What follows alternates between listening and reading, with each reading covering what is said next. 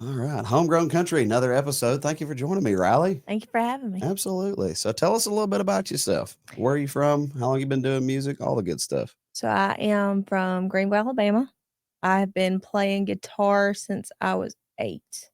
I Wow. started my Okay. first band at 18. Wow. Right. Okay. Yeah. So you've been doing it for a minute. I have. I That's have. cool. I always end up going and doing something else and then coming back. Right. So, but I've been in it strong for about 3 years now. Very cool. So what inspired you to get started in music? Loretta Lynn and the Judds. Yeah. All right. I had watched Coal Miner's Daughter.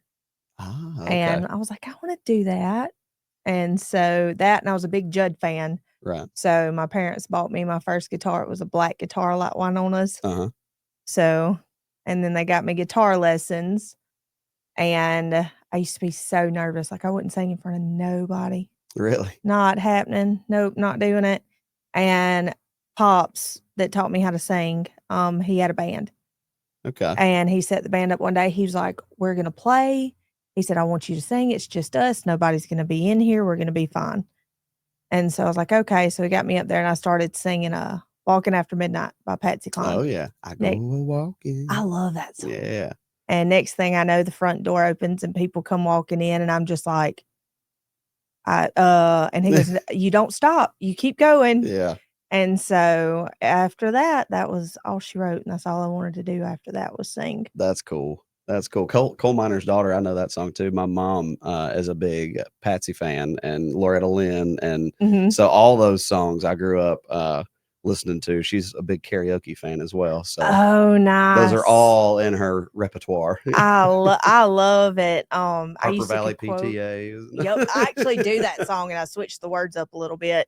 Right. Considering where I'm at, and if I know the people in the crowd, I'll put their names in there. And that's a fun one. Oh, it's a blast. But yeah, I used to could quote the entire Coal Miner's Daughter movie. Oh wow. And Pops wouldn't let me start my lessons, so I did my part, and he was like, "We're not going to start." Well, I'm stubborn. I'm so stubborn. And he'd say, "We're just not going to start it until you do your part." And okay, well, all right. And I'd sit there and he'd go, So we'd out stubborn the other one. And finally he'd just go, and I'd look at him, I'd say, "Stop making that noise. Sound like an old bear growling." Okay, now we can start lessons. So goodness, that's funny. So you've been doing it since you were 8 years old. That's cool. Mm-hmm. I don't think I've had anybody in here that has started quite that young. Really? Yeah. A lot of those, which I mean, one of the guys we had in here a couple weeks ago has been playing guitar for 2 years. What? And he's doing things like Gulf Coast Jam and stuff like that now, which is crazy. Is awesome. Yeah, that's pretty awesome. neat. That's on my goal list one of these days. Right. So that's one of my questions as part of the interview is what is a bucket list venue or a bucket list show? Either an artist, a bucket list artist to open for or do a show with, and a bucket list venue.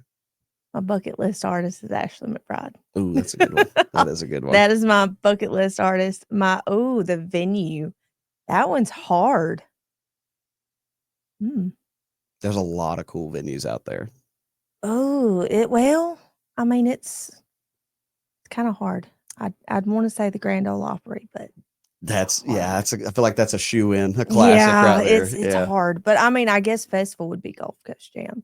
Yeah, Gulf Coast Jam. I like Red Rocks just because I'm an outdoorsy guy. I like to go hiking and stuff like that. And Red Rocks is just kind of brings those two things together a little bit, you know. But yeah, I think that would be a lot of fun. And Ashley McBride, isn't she part of Blackbird Studios in Nashville? I think that's Ashley McBride and her husband that own Blackbird, which is like one of the really nice. You're thinking Martina McBride. Okay, I knew it was a McBride. You're thinking Martina. I knew it was a McBride. I was like, wait a minute. I knew it was a McBride. You're thinking Martina. Actually, there's actually a really cool story. So a couple months ago, I had a gig in Port St. Joe, Florida. Uh-huh. And this guy comes up and asked me, could he play my guitar? And I just got done with the gig. I was so tired.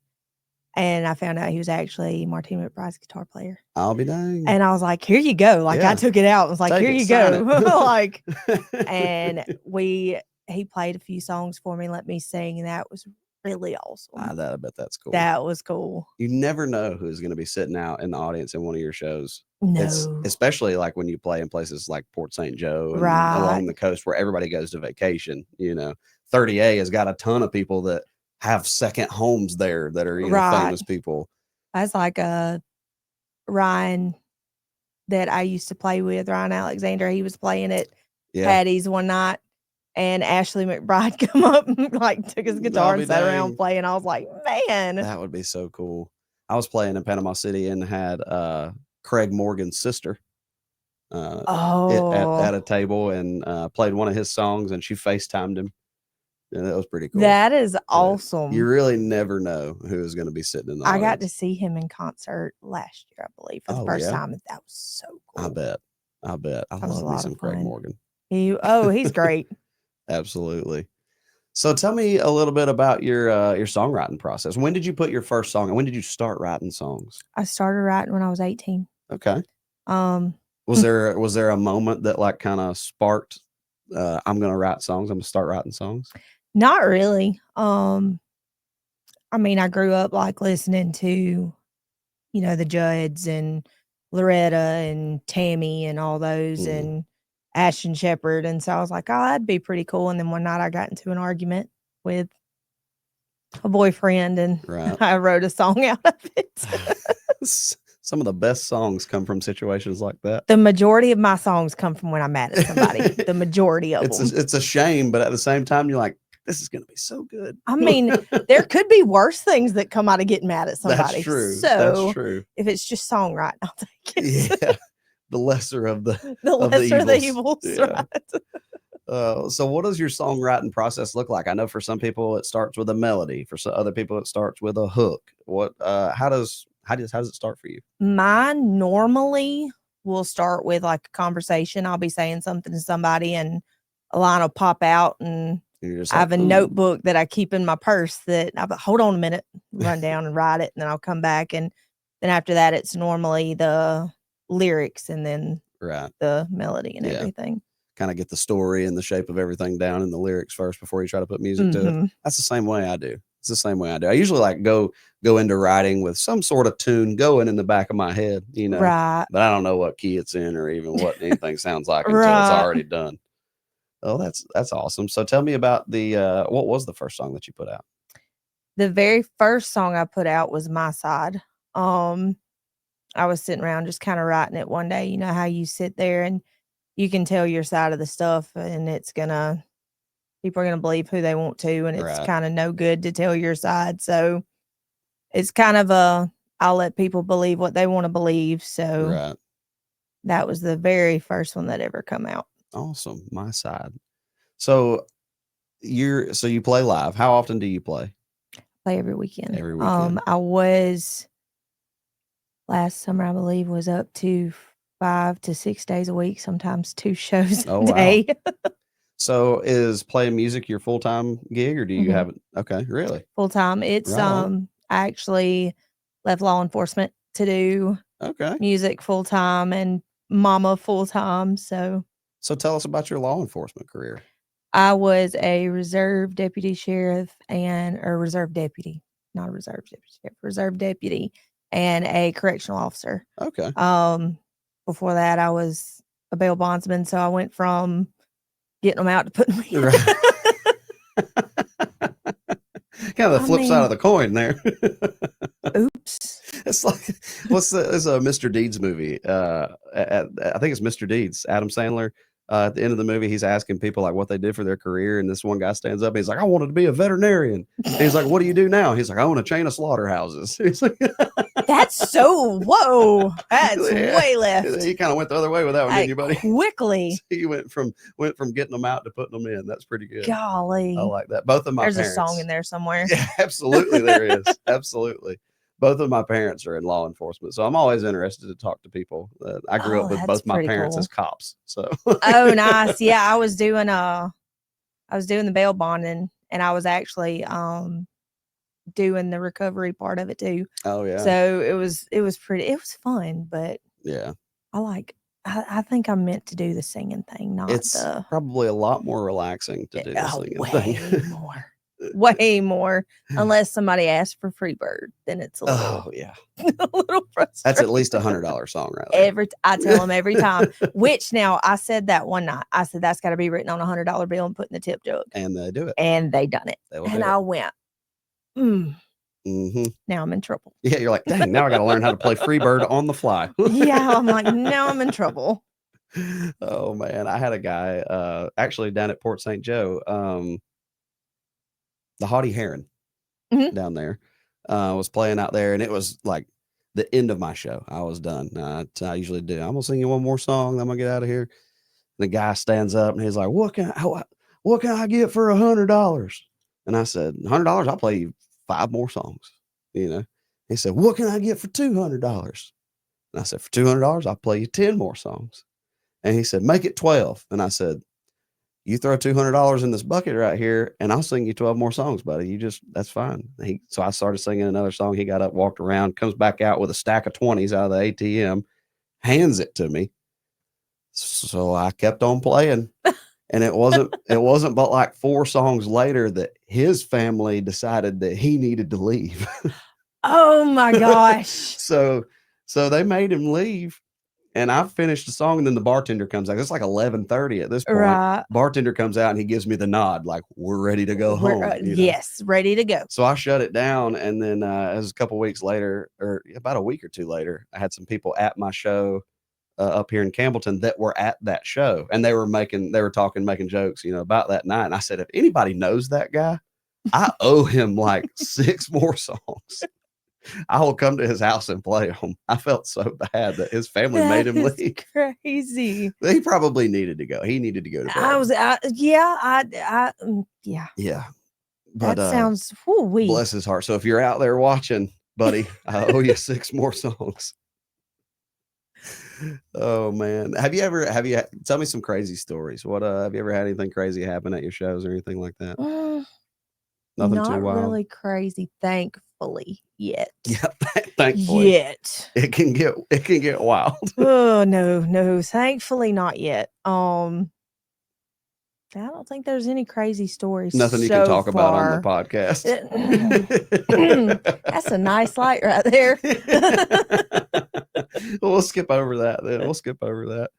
So what are your aspirations, I guess would be the right word for your music career? Where do you see things in 5 years?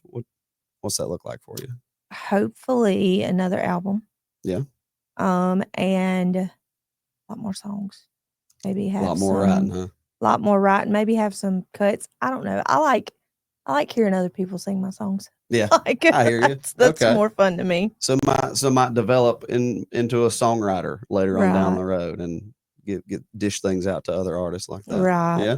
Okay. That's cool. That's honestly, I feel like that's the best way to enjoy the music industry is because you can sit back, put your emotions down on a piece of paper, and then also hear your emotions, in song format. Right. With somebody else singing it and doing the touring, and you still get to spend time with your family and do your stuff at home while reaping all the benefits as well. Right. Because that's the thing is I have an 8 and a 12-year-old. Right. So family is important, and time is important. And being a musician, time is a hard thing to come by sometimes. It is. But I mean, I get to, thankfully, the majority of the places that I play are kid friendly. That's awesome. So I could take my kids, and my 12-year-old to get up and she'll sing with me. And oh, cool. She's my 8-year-old's wanting to learn drums. And so dang. We're getting there. Right. So it's about to turn into a family affair. Partridge family. I love it. I love it, man. That is so cool. I'm gonna have to convince my wife to learn how to play drums or something like that. Sing backup. That's what we need. There you go. Yeah, my little girl, she'll get up there and she'll be like, Mama, can I sing? Or she'll say she don't want to sing. And I'll be like, that's pretty much the cue for Mama, I want to sing. Right. So she'll get up and she's got a Maddie and Tay song that she just loves singing. So she'll do that one. Yeah. Right on. So tell everybody where they can go find your schedule and come see you live. They can go find the schedule. Best place to find my schedule is my website. Okay. www.RyleeAustinmusic.com. Okay. Facebook normally has it on there too, but the best place in advance is on my website. Okay. So the website, we'll link all that down in the description of the video so people can go and check you out and find out where you're going to be and come see you live, because we all know that that's the best way to enjoy country music. It is. And we try to do like fun shows. Like we do fun songs and catchy stuff and try to make it fun. Very cool.